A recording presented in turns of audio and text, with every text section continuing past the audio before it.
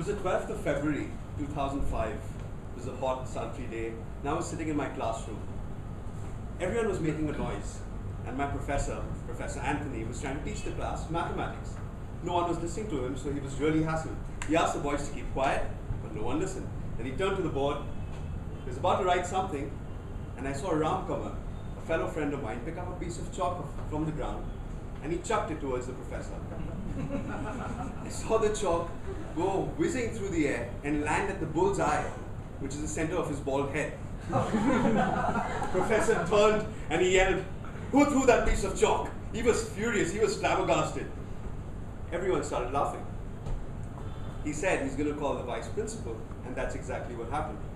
10 minutes later, we had the portly man in our classroom, and he came up to me. I happened to be the class prefect, and I had to tell on everyone, so that was a difficult task, if you can imagine. So he came in and asked me, "Zameer, who threw that piece of chalk?"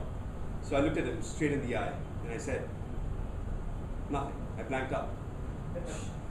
2 years prior to that, I had seen a movie, and that movie was called Scent of a Woman.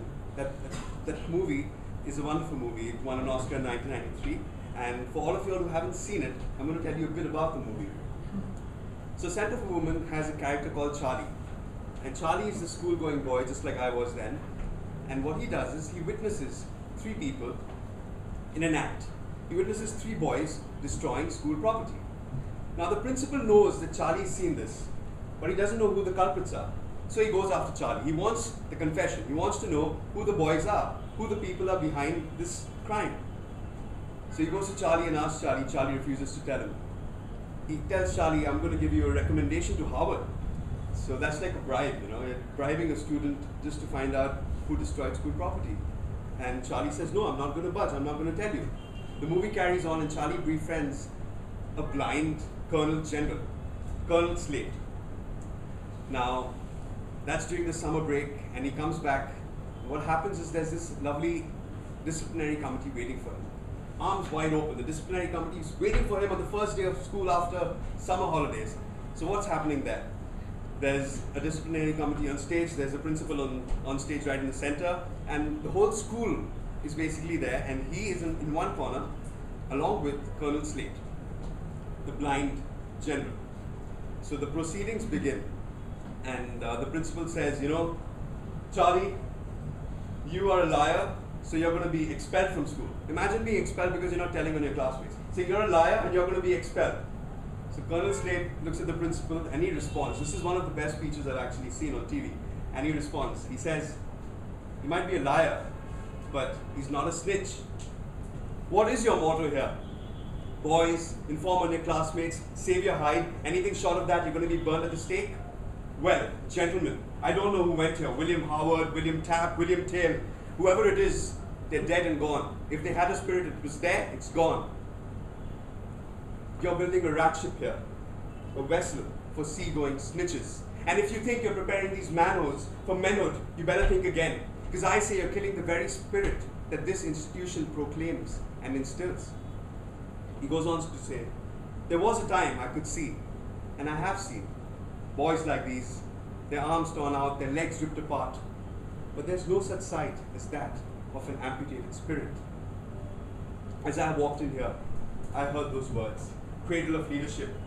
But when the bowl breaks, the cradle falls, and it has fallen here. Makers of men, creators of leaders, be careful what kind of leaders you're making here." He goes on, and he says he doesn't know if Charlie is right or wrong, but he can say one thing. Charlie won't sell out his future. Charlie won't sell out anyone to buy his future. And that was evident when the professor offered him that Harvard scholarship. He could have easily told on his friends, which he didn't.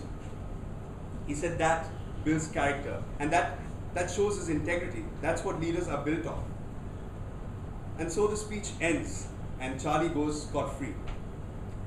It's all because of Colonel Slate's effort there and his speech. If his speech wasn't there, the disciplinary committee was going to sack him. They were going to ask him to leave school just because he's not going to tell on his friends. And I come back in that same position where I'm looking at my professor now, my vice principal, a person I truly admire. And he's looking at me straight in the eyes and he's saying, "Zameer, who threw that piece of chalk?" And I'm like, "I don't know, sir." And he looks at me and he says, I expected more from you. Well, that action just led to disciplinary action.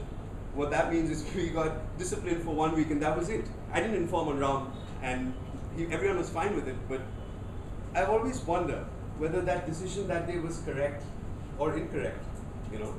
I guess it all boils down to your values at the end of the day.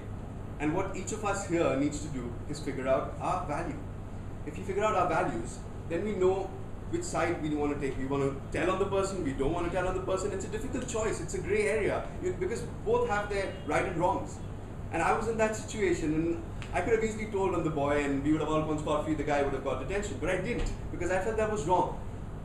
Similarly, I'm not saying snitching is wrong. It's wrong to me, because that's my inherent value. I want each of you here today to figure out your values and stick by them, come what may. That's all I've got to say. Thank you very much.